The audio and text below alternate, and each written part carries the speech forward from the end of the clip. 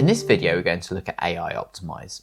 So AI Optimize is a great way to get tailored feedback on your campaign from AI. Now, it's brilliant for a second set of eyes and just helps you make sure you've got everything covered before you hit send. So to do that, we can click on Optimize from the top right here. This will open the AI Optimize menu. So after you've finished designing your campaign and have all your content in, we can just click on Analyze.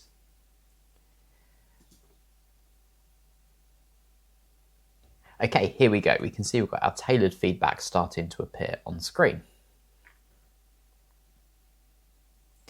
Right, so in this instance, it's saying our subject line is good, and it has great use of emojis to promote attention, and also we have some feedback as well on the content of our campaign. If you make any additional changes to your campaign, you can just click on Analyze again, and it will look at your campaign another time. When you finish using this menu, just click on Close. Okay, and that's a quick look at the AI Optimize function.